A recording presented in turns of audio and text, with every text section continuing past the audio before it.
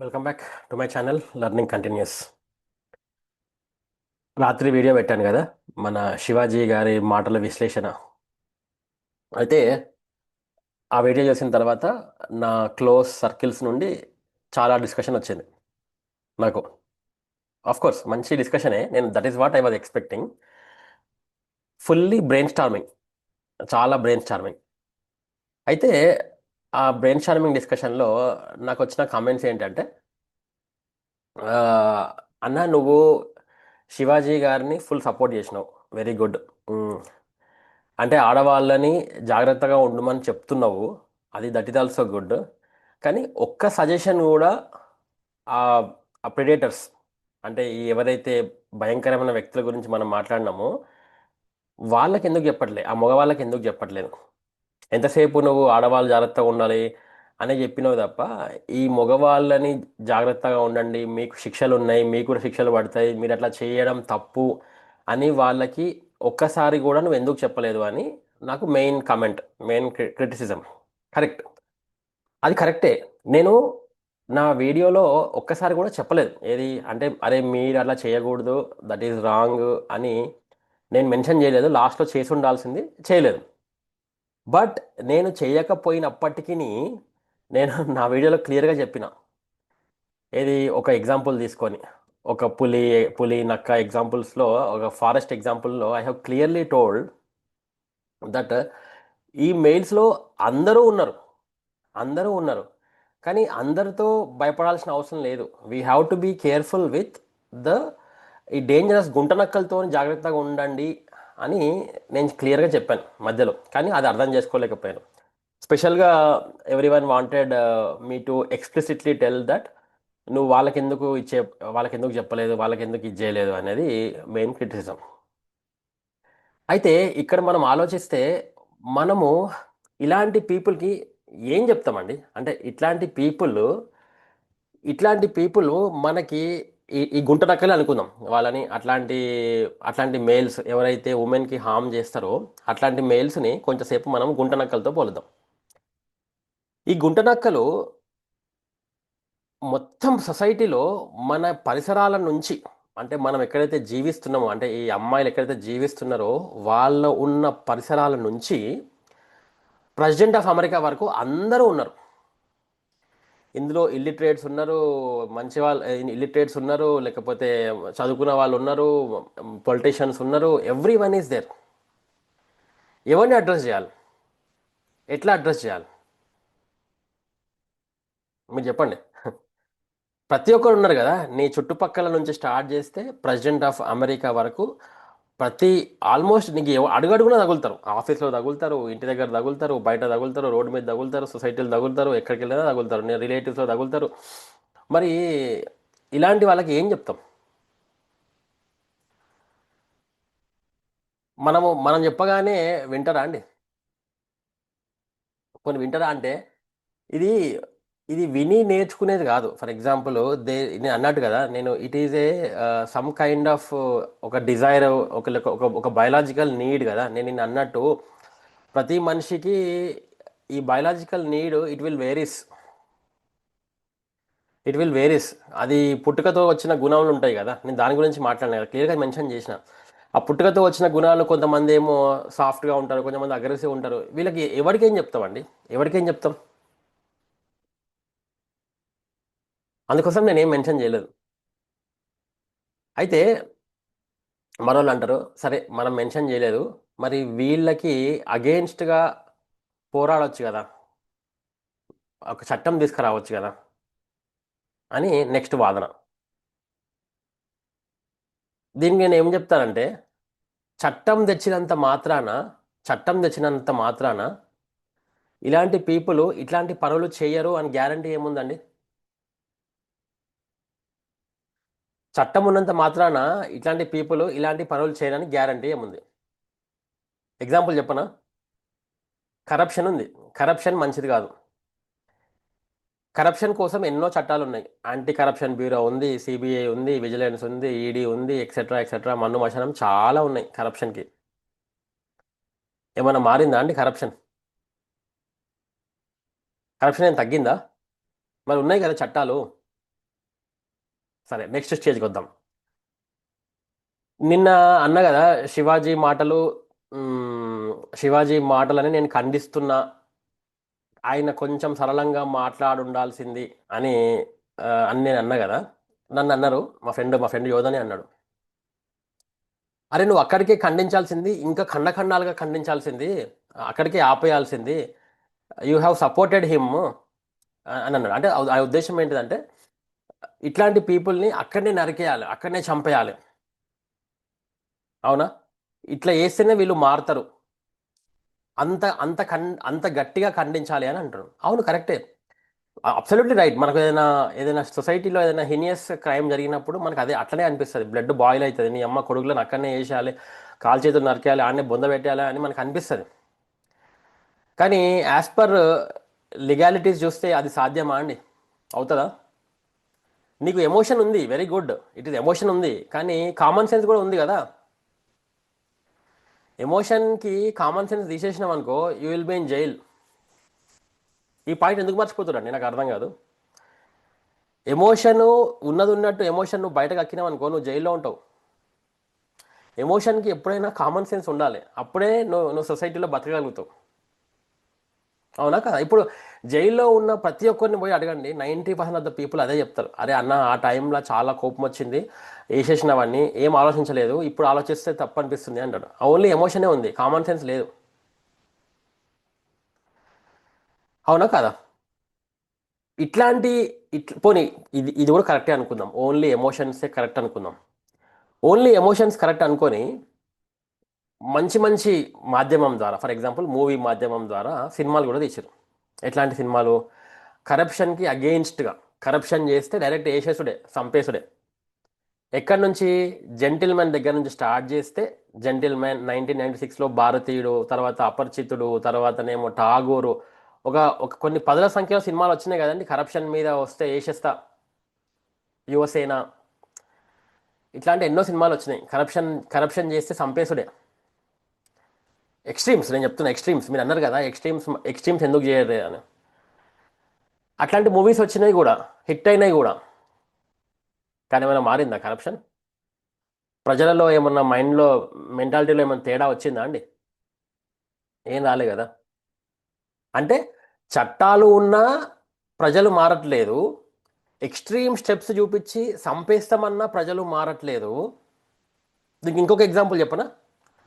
Cigarette పెట్టె మీద three fourth ఉంటుంది, ఇంత పెద్ద క్యాన్సర్ గడ్డ ఫోటో పెట్టి, smoking is injurious to health అని ఉంటుంది. అసలు అంటే నాన్ స్మోకర్స్ లైక్ మీ చూడగానే మనకు భయం అవుతుంది, అబ్బాయి ఎట్లా తాగుతుర్రా బాబు అని. పబ్లిక్ ఆపుతురా, అయినా కానీ తీసుకొని తాగుతున్నారు. ఆల్కహాల్ బాటిల్ మీద ఉంటుంది, smoking drinking alcohol is injurious to health. తాగుతున్నారా అండి? అంటే ప్రజలు తెలిసే చేస్తున్నారు. చట్టాలు చట్టాలు ఉన్నప్పటికీ, అండ్ ఇట్లాంటి అగ్రెషన్ చూపించినప్పటికీ, అరే నీ ప్రాణం తీసేస్తామన్నా కానీ public, they are doing it wantedly. మరి ఇట్లాంటి ప్రిడేటర్స్ ఉన్నప్పుడు మనం ఎవరికి సలహా ఇస్తాం ఇప్పుడు చెప్పండి? ఇట్లాంటి దొంగనా కొడుకులు ఉన్నప్పుడు మనం ఎవరికి సలహా ఇవ్వాలా? వాళ్ళకి సలహా ఇవ్వాలనా, లేకపోతే మనోళ్ళకి సలహా ఇవ్వాలనా? మా ఫ్రెండ్ యోధన్ అంటాడు, నువ్వు వాళ్ళకి ఎందుకు చెప్పట్లేదు అంటాడు. అరే వాళ్ళు తెలిసి చేస్తున్నారు భయ్, వాళ్ళు తెలిసి చేస్తున్నప్పుడు నేను వాళ్ళకి సలహా ఇవ్వడం కంటే మా వాళ్ళకి సలహా ఇవ్వడం బెటర్ కదా. ఇప్పుడు మన ఇంట్లో అమ్మాయి బయటికి పోతుంది, కాలేజ్కో ట్యూషన్కో పోతున్నప్పుడు నువ్వు మన ఇంటి అమ్మాయికి, అమ్మాయి జాగ్రత్తగా పోయి జాగ్రత్తగా రా అని చెప్తావా? లేకపోతే సొసైటీకి ఒక మెసేజ్ పెడతావా, మా అమ్మాయి ట్యూషన్కి వెళ్తుంది, ఎవడు కూడా మా అమ్మాయి జోలికి రావద్దని మెసేజ్ పెడతావా? మీరు చెప్పేది అట్లుంది, ప్రపంచానికి చెప్పు అంటున్నారు. కానీ నేను కానీ లేకపోతే శివాజీ కానీ వీళ్ళు ఎవరైతే మాట్లాడుతున్నారో, మన ఇండియా లాంటి కంట్రీలో క్రైమ్ రేటు ఇంకా జీరో కాలేదు. క్రైమ్ రేటు ఇంకా జీరో కాలేదు. మీరు ఏ నార్వేనో, స్వీడనో, డెన్మార్కో ఉన్నాయి కదా అక్కడ ఆ కంట్రీస్, ఓకే, అలాంటి కంట్రీస్లో క్రైమ్ రేటు ఆల్మోస్ట్ అబ్సల్యూట్గా జీరో ఉంది. కాబట్టి అక్కడ అమ్మాయిలు ఎటువంటి బట్టలు వేసుకొని తిరిగినా, ఆ బట్టలు వేసుకోకపోయినా పెద్ద కొంపలు మునిగవు. అక్కడ క్రైమ్ రేట్ తక్కువ ఉంది, అక్కడ ఎడ్యుకేషన్ ఎక్కువ ఉంది, what ever. But country like ఇండియాలో క్రైమ్ రేట్ ఇంకా జీరో కాలేదు. India atmosphere is not suitable for this kind of things. ఎందుకంటే ఇక్కడ ఇండియాలో పాలిటిక్స్ అట్లా ఉన్నాయి. ఇవన్నీ కూడా ఆలోచించాలి కదండి. ఎంతసేపు మనము ఉమెన్ ఇండివిజువాలిటీని మనము కట్టడి చేస్తున్నాము అని అనడం కాదు కదా. ఇవన్నీ కూడా ఫ్యాక్టర్స్ కదా. రేపు మనకు ఒక చిన్న ఇన్సిడెంట్ అయ్యి ఒక చిన్న నష్టం జరిగితే నువ్వు పోయి చెప్తే మన గవర్నమెంట్ చక్కగలేదు. ఇప్పుడు మన చట్టాలే చక్కలేవు కదా. ఇప్పుడు నిన్న చూసినావు కదా, ఉత్తరప్రదేశ్ ఉన్నావు రేప్ కేసు, వాడికి లైఫ్ పడాల్సింది 7 yearsలో బయటకు వచ్చిండు. ఇప్పుడు ఏం చెప్తావు చెప్పండి. డబ్బులు ఉంటే బయటకు వస్తారు, కానీ నష్టం ఎవరికి జరిగింది? ఆ అమ్మాయి ఎవరో చనిపోయింది, ఆమెకు జరిగింది, వాళ్ళ కుటుంబానికి జరిగింది, వాళ్ళ సొంత అత్తలను ఇద్దరిని చంపేశారు, వాళ్ళ డాడీని చంపేశారు. ఇప్పుడు ఏం చెప్తారు? వీడు వీడు వీడు బయటకు వచ్చేసిండు, ఆ అమ్మాయి నష్టపోయింది, ఇప్పుడు ఏం చెప్పాలి? ఇది కదండి నేనైనా ఎవరైనా అనేది దీని గురించి అంటున్నాం. వీటి గురించి మనము ఆలోచించాలి తప్ప ఇదేమి సొసైటీ మనం అమ్మాయిలకు ఉమెన్కి అగెయిన్స్ట్గా మాట్లాడడం అని కాదు. వాళ్ళకి స్వతంత్రం ఉంది. అండ్ సెకండ్ థింగ్, దరిద్రమైన థింగ్ ఏంటిదంటే, నేను నిన్న కూడా అదే అన్నా, నా హోల్ బేసిస్ ఆఫ్ ఆర్గ్యుమెంట్ ఏంటిదంటే, unfortunately the whole world is still patriarchal అంటారు కదా. మేల్ డామినేటెడ్ సొసైటీ ఉంది. నీకు నచ్చినా నచ్చకపోయినా, అంటే ఈ వీడియో చూస్తున్న ఎవరికైనా నచ్చినా నచ్చకపోయినా, మనం స్టిల్ అదే సొసైటీలో బతుకుతున్నాం. ఎక్కడనో ఎవడో చెప్తే కాదు, నేను నీ గురించే అంట. సరే నీకే, నువ్వు మనం టెస్ట్ పెట్టుకుందాం. నువ్వు మేల్ డామినేటెడా కాదా అని నీకు తెలియాలంటే ఒక క్వశ్చన్ అడుగుతా, సింపుల్. నీకు నువ్వే ఆ క్వశ్చన్ వేసుకో. నేను నిన్ను అరే ఆడంగి అని అన్నా అనుకో, ఫర్ ఎగ్జాంపుల్, నువ్వు దాన్ని ఫ్రెండ్లీగా తీసుకుంటావా, అఫెన్సివ్గా తీసుకుంటావా? అరే నేను నీ బర్త్డేకి చీర గాజులు పంపిస్తా అని అన్నా అనుకుందాం, నువ్వు దాన్ని ఫ్రెండ్లీగా తీసుకుంటావా, అఫెన్సివ్గా తీసుకుంటావా?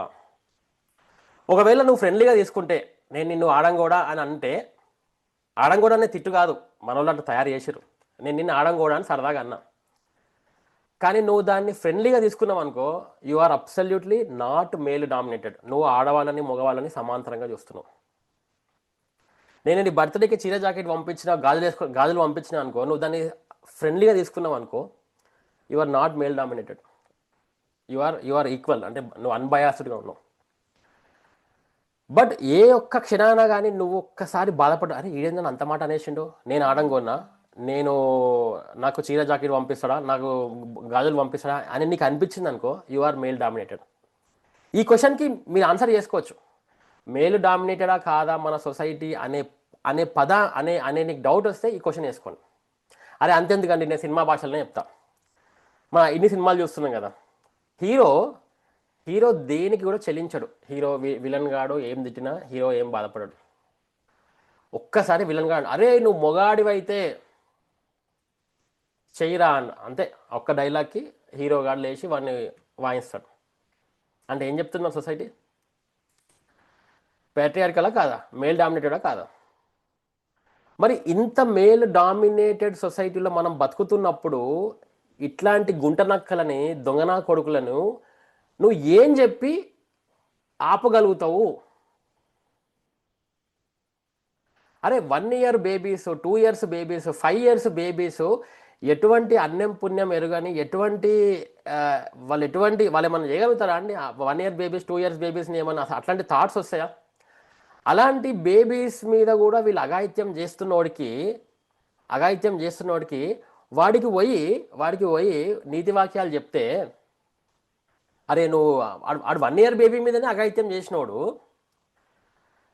ఆడు 18 years అమ్మాయిని వదులుతాడా? ఇప్పుడు ఎవరికి చెప్పాలా? 1 year బేబీ మీదనే వాడికి అట్లాంటి కామవాంఛ ఉన్నప్పుడు వాడు 18 years అమ్మాయిని వదులుతాడా అండి? వాడు ఇంకా అసలు వేరే అమ్మాయిని వదులుతాడా? వానికి నువ్వేం చెప్తావు? వాడికి నువ్వేం ఎక్స్ప్లెయిన్ చేస్తావు? వానికి నువ్వేం ఎడ్యుకేట్ చేస్తావు? వానికి నువ్వు ఏం ఎడ్యుకేట్ చేసినా వాడు ఎడ్యుకేట్ కాలేడు. నేను అది కదా వాదించేది. ఇక్కడ we are people like me, we are not supporting men, we are supporting women. అందుకోసమే ఇట్లాంటి దొంగన కొడుకులకు దూరంగా ఉండమని చెప్తున్నాను తప్ప మెన్ ఇట్లనే ఉంటామని కాదు. అట్లయితే అందరం అట్లే ఉండాలి కదా. మెన్లో ఇట్లాంటి దరిద్రులు ఉన్నారు కాబట్టే జాగ్రత్తగా ఉండి సావండి అమ్మా అని చెప్తున్నాం. దాన్ని మీరు ఎట్లా ట్రీట్ చేస్తున్నారంటే మీరు మేల్ డామినేటెడ్ ఉంది కాబట్టి మేల్కి సపోర్ట్ చేస్తారు. ఈ సపోర్ట్ కాదు, we are not supporting. In fact we are not supporting. వాళ్ళని సపోర్ట్ చేయట్లేదు కాబట్టి ఇట్లాంటోడు ఎవడో నాకు తెలియదు, ఇట్లాంటోడు సొసైటీలో ఎవడో నాకు తెలియదు. తెలియనప్పుడు నేను మన మన అమ్మాయిలను జాగ్రత్తగా ఉండమని చెప్తాను తప్ప అలాంటి వాళ్ళని వేరి కోరి వాళ్ళని ఎడ్యుకేట్ చేయలేము కదా. ఈ పాయింట్ కదా నేను కానీ ఎవరైనా కానీ ఈ పాయింట్ చెప్పదలుచుకున్నాం. అది నేను అంటుంది. ఇది మీరు అర్థం చేసుకోకుండా మీరు మేల్ డామినేటెడ్ అని చెప్పేసి మీకు మీద సపోర్ట్ చేసుకోండి, మమ్మల్ని వదిలేయండి అంటే అది మూర్ఖపు వాదన అవుతుంది, మూర్ఖపు వాదన అవుతుంది. That's what. బట్ ఎనీవేస్ ఈరోజు అయితే యోధన్ కానీ నేను కానీ we wanted to have a full fledged debate. అంటే నేనేమో కంప్లీట్గా ఇటువైపు ఉన్నా, యోధన్ ఏమో అటువైపు ఉన్నాడు. Today evening we will have one more debate. Online debate చేస్తాము, అప్పుడు చూద్దాం ఏమవుతుందో. నా నా వాదన నా వాదన కరెక్టా లేకపోతే ఆయన వాదన కరెక్టా అనేది మాట్లాడదాం. But that's nice. ఏమంటున్నా అంటే నేను ఇట్లాంటి డిబేట్స్ కావాలి. ఊరికేనే మనము ఏ పాయింట్ అయినా కానీ ఏ పాయింట్ అయినా పట్టుకొని మొండిగా దాన్ని సపోర్ట్ చేయడమో రిజెక్ట్ చేయడమో కాదు. ఆ పాయింట్ చుట్టూ ఉన్న పరిణామాలు, వాటికి సపోర్ట్ చేస్తున్న సిచ్యువేషన్స్ ఏంటియో వాటికి ఆధారంగా మనము మాట్లాడాలి. అంతేగాని ఇదే కరెక్ట్ అని పెట్టుకొని అదే కరెక్ట్ అంటే అన్ని వేళలా అదే కరెక్ట్ కాదు. ఇప్పుడు ఫర్ ఎగ్జాంపుల్ నిన్న ఆవిడ అన్నారు అనసూయ గారు మేము ఇష్టం వచ్చినట్టు డ్రెస్లు వేసుకోండి, దట్స్ ఫైన్. కానీ మీరే అన్నారు సెక్యూరిటీ పరంగా ఎప్పుడు వేసుకోవాలనో ఎప్పుడు వేసుకోవద్దో తెలియాలి మాకు, ఆ సెక్యూరిటీ అవన్నీ ఉంటేనే మేము వేసుకుంటాం అన్నారు. That is fine, well and good. కానీ అందరూ ఆ కైండ్ ఆఫ్ సెక్యూరిటీలో లేరు కదా, మీరు ఉన్నట్టు సెక్యూరిటీలో లేరు కదా. మిమ్మల్ని ఆదర్శంగా తీసుకొని ఒక ఊర్లో ఒక అమ్మాయో లేకపోతే ఒక టీనేజ్ గర్ల్లో డ్రెస్ వేసుకుంది, మీలాగా డ్రెస్ వేసుకున్నప్పుడు ఆమెని ఆ గుంటనక్కల బారి నుండి ఆ టైంలో ఎవరు కాపాడతారు అనేది ప్రశ్న ఇక్కడ. అంతే. వాళ్ళు వేసుకోవద్దు అనట్లే, వాళ్ళ ఇష్టం ఉంటుంది, వాళ్ళు వేసుకోవచ్చు. కానీ ఆ సమయంలో ఆ గుంటనక్కలని ఆ ప్లేస్ నుంచి ఎవరు తీసేయాలి, వాళ్ళని ఎవరు ఆపాలి? రేపు ఏదైనా ఆ అమ్మాయికి అన్యాయం జరిగితే ఎవడు వస్తాడు? ఏ గవర్నమెంట్ వస్తుంది? ఎవరు రావాలా? నువ్వు వస్తావా, నేను వస్తావా? ఇది కదా ప్రశ్న. ఇది ఆలోచించాలండి. This is what we have to think. చూద్దాం, ఈరోజు evening will talk more on it. So but that's a good discussion. Anyways, thank you very much for watching my video. ఏమైనా ఉంటే తప్పులు ఉంటే కింద మెన్షన్ చేయండి, I will definitely rectify. And ఏమైనా కొత్త పాయింట్స్ ఉంటే I will refine myself. నేనేమి 100% కరెక్ట్ అని నేను చెప్పట్లేదు. It is only my opinion, my view, అంతే. It's my kind of opinion, అంతే, అంతకంటే ఏం లేదు. రైట్ అండి. Thank you once again.